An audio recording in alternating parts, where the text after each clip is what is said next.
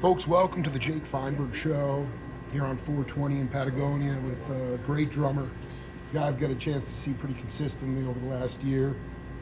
Dani Ponce, welcome to the Jake Feinberg Show. Hello.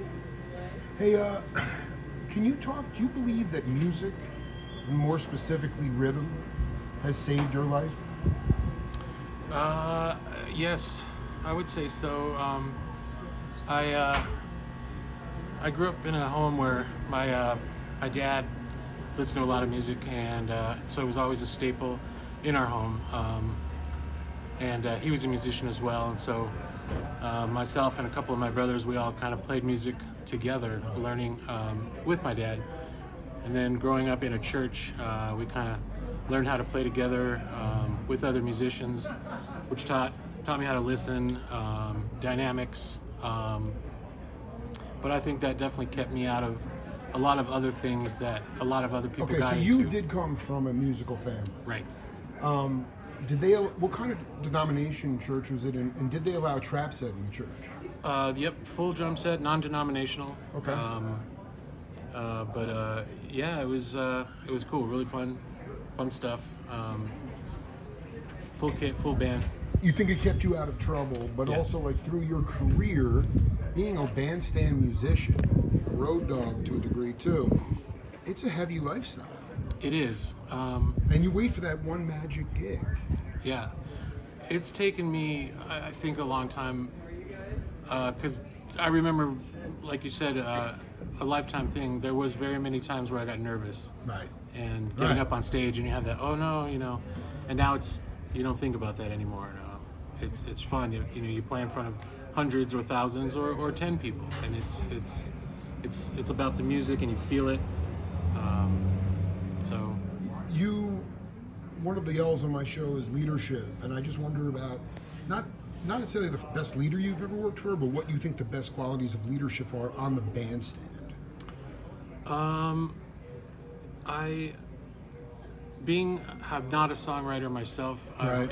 I've always watched the people who are leading the group, hand signals, stops, or a little nod for like a change, or that kind of thing. Acceptance. Yeah.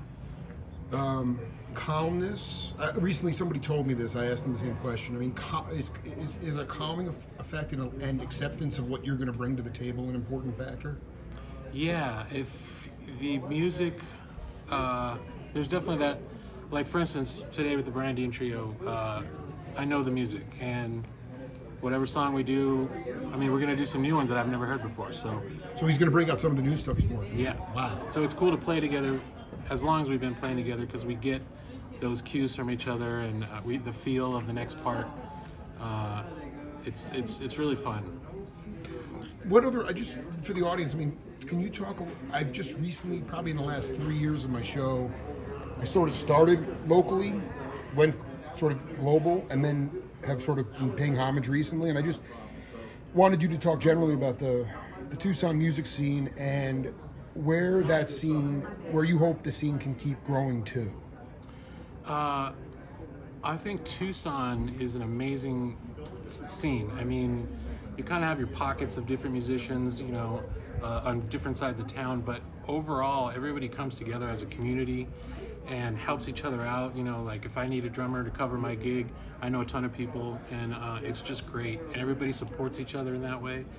And you go to any other city, and you'll see good musicians, but you come back to Tucson, you're just like, holy crap, I can't believe this is here, And So it's a little more have you lived in other cities? I have. I've lived in LA, I've lived in Kansas City. Wow. You live in KC? Yeah. Wow. On the Missouri side. And played a lot of music out there, did a lot of recording. So I've seen a lot of different, competitions and that kind of thing, especially in the LA area. But Tucson is amazing. I think the biggest thing that Tucson needs is a bigger music festival. What is that? You think that being more of a landmark destination point, or because I look at it when I say it's still not gentrified and overrun the way Portland is, where you just were, right? Or Seattle, right? Let's face it, a lot of cats can't live outside in the summers, right? So it's never going to get overrun with people. Right. So is a festival the answer? Because I mean, we have the Gem and Jam is kind of hit or miss, but Right. And then there's that dusk thing, but that kind of took off into mostly electronic music. right, Uh, right. We're talking about like a full-on, and I mean the jazz festival is there too. I mean it's kind of dynamic. Where do you think you need to grow the most as a person or player? to grow the most? Where do you need to go? Not the scene, but you, and not even as a musician. It just might be like because you have to wear many different hats as a musician in this modern era. Yeah, a lot of different styles. I think I still need to listen more. I try to listen as much as I can.